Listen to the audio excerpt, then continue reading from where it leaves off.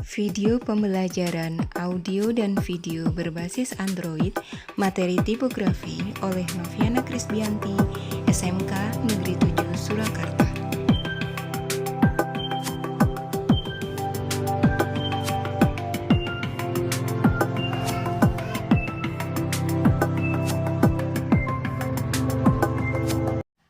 Assalamualaikum warahmatullahi wabarakatuh. Salam sehat dan semangat. Selamat pagi, salam sejahtera untuk kita semuanya.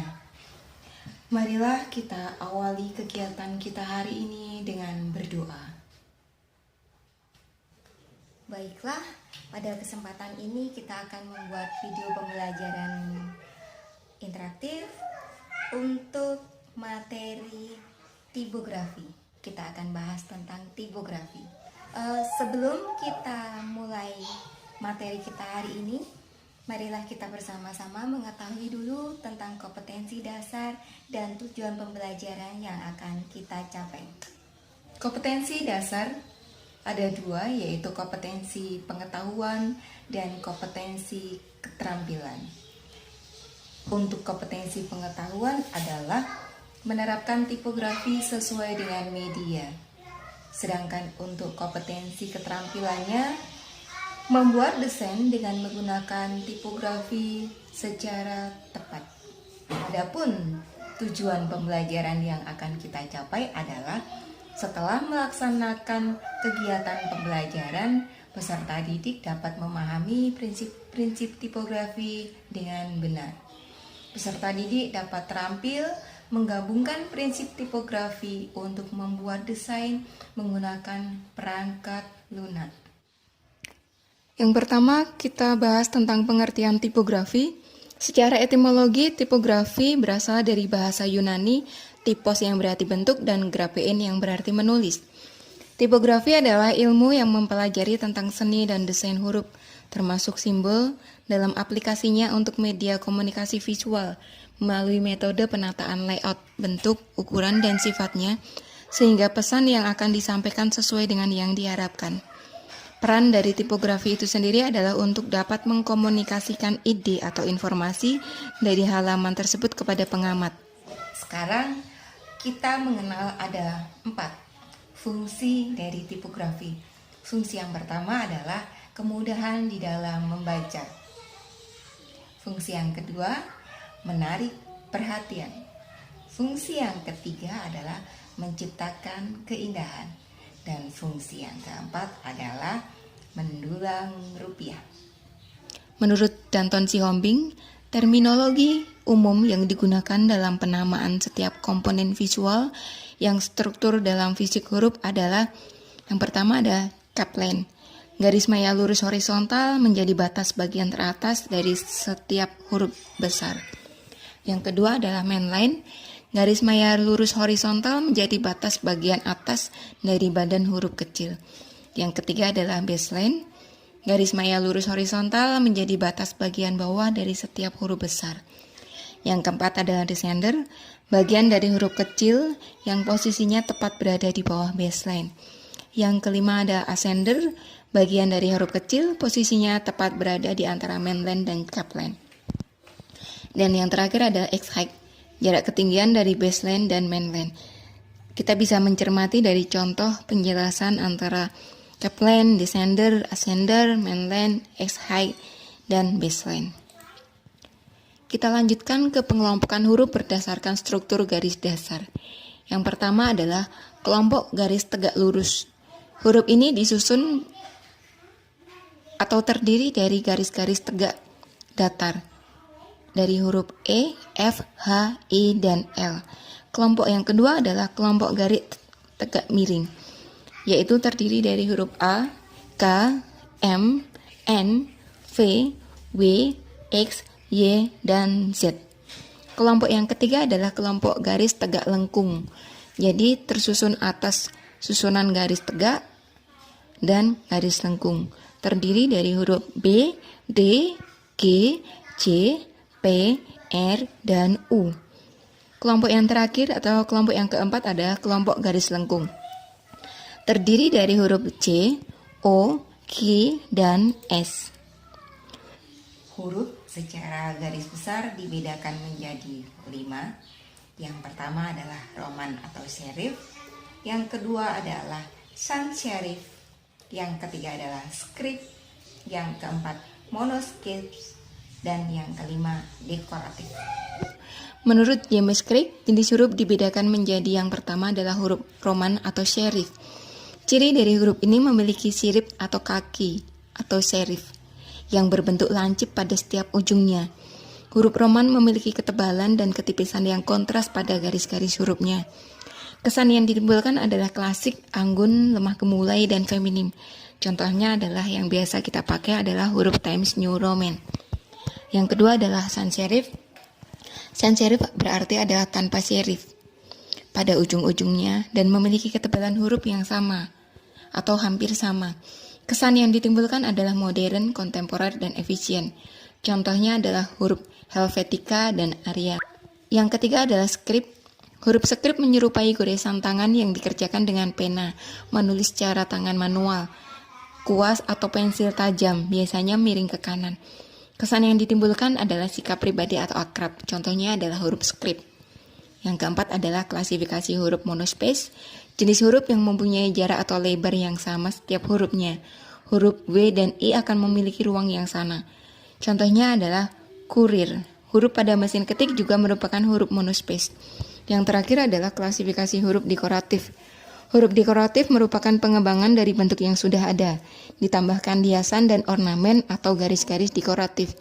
Kesan yang dimiliki adalah ornamental, cocok dipakai untuk headline, contohnya adalah dekoratif. Kita lanjutkan kepada elemen tipografi. Ada 2 elemen tipografi yang perlu diperhatikan, antara lain adalah yang pertama huruf teks, yaitu sebuah huruf yang tersaji untuk naskah. Pilihlah sebuah huruf teks yang unsur keterbacaannya sangat mudah dan sangat nyaman. Jangan pernah menggunakan huruf teks yang berbodi tebal dan terlalu banyak lengkungan. Yang kedua adalah huruf judul. Dari uraian materi, kita dapat menarik beberapa kesimpulan.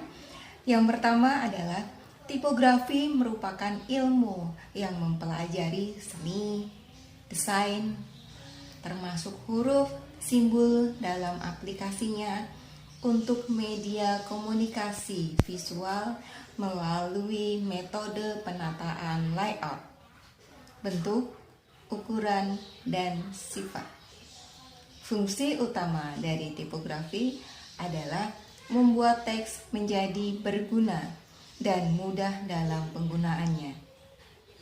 Huruf secara garis besar dibedakan menjadi 5. Yang pertama adalah Roman atau serif, yang kedua adalah sans serif, yang ketiga adalah script, yang keempat monoscript, dan yang kelima dekoratif. Demikian materi tipografi sudah kita pelajari.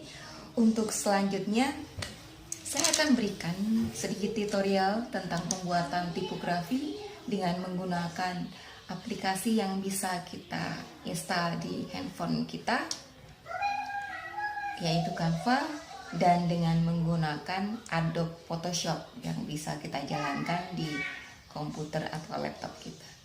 Mari kita ikuti bersama.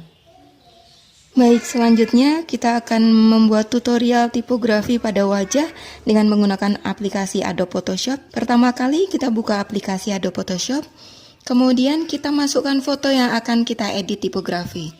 Caranya adalah dari menu Open, Browse, kita klik gambar 2 kali atau kita pilih fotonya, kemudian kita open. Langkah selanjutnya adalah silakan kita bisa pakai Quick Selection Tool atau Polygonal Lasso Tool. Kemudian kita seleksi bagian luarnya atau kita tekan Shift dan seleksi. Saran saya dalam pembuatan tipografi ini kita gunakan foto wajah yang menghadap ke depan. Jangan menggunakan foto yang bagian wajahnya tertutup rambut. Agar kenapa? Agar kita bisa mendapatkan hasil yang lebih sempurna. Oke, setelah kita seleksi, kemudian langkah selanjutnya adalah kita masuk ke menu Select. Oke, sebentar, sudah hampir jadi. Seleksinya kita masuk ke menu Select. Kita pilih Enforce, Kemudian kita tekan Ctrl J pada keyboard untuk menduplikat layer yang sudah kita seleksi tadi. Langkah selanjutnya adalah bagian background kita buat warna hitam. Kita ambil lingkaran di bawah tadi, kita pilih solid color, kita pilih background warna hitam, selanjutnya oke. Kita klik layer pertama. Kita membuat efek hitam putih, yaitu dari image adjustment kita pilih black and white. Oke, kemudian adjustment kita pilih level, kita atur level foto sesuai dengan yang kita inginkan, yang pas. Oke, kemudian kita sesuaikan, kita tekan OK.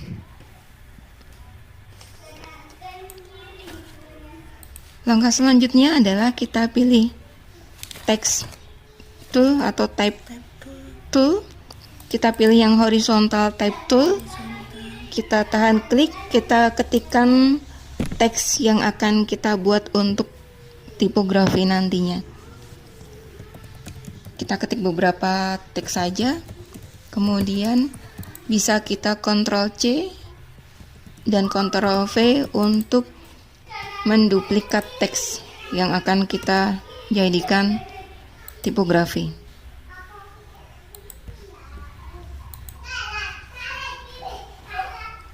Kita Ctrl C, kemudian kita Ctrl V sampai ke bawah memenuhi halaman foto yang kita edit. Dan jenis hurufnya bisa kita sesuaikan sesuai yang pengen kita kehendaki aja. Selanjutnya adalah kita menuju ke layer 1.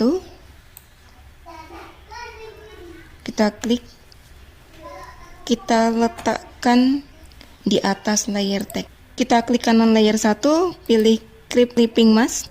Kemudian bagian teks yang ada di luar gambar kita potong dengan cara kita pindah ke layer teks. Kita tahan, Ctrl plus kita klik layer 1.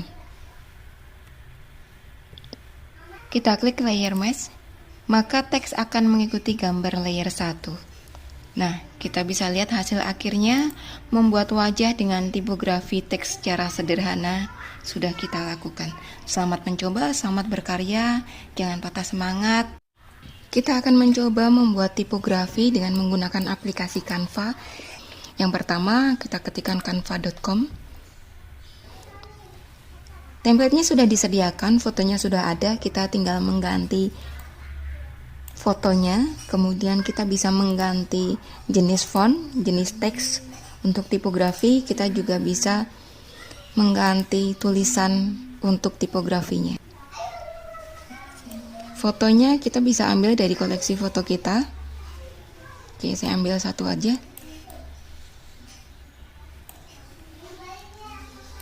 Kita tinggal letakkan di situ.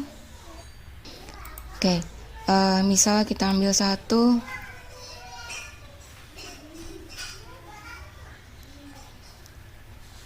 Oke, kita pilih untuk membuat desain kita pilih salah satu saja. Kita ganti tulisannya.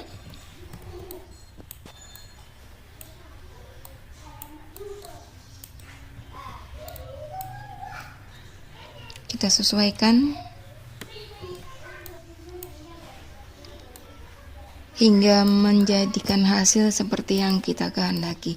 Demikian tutorial untuk membuat tipografi dengan menggunakan aplikasi Canva yang bisa kita install pada laptop, komputer maupun handphone kita. Baiklah, sudah kita pelajari tentang materi tipografi, pengertian, kemudian bermacam huruf tipografi, tutorial membuat tipografi dengan menggunakan Canva dan dengan menggunakan program aplikasi Adobe Photoshop. Saya akhiri video pembelajaran hari ini. Tetap pakai masker, cuci tangan, hindari kerumunan, jaga jarak, dan jaga pola hidup bersih sehat. Terima kasih. Wassalamualaikum warahmatullahi wabarakatuh.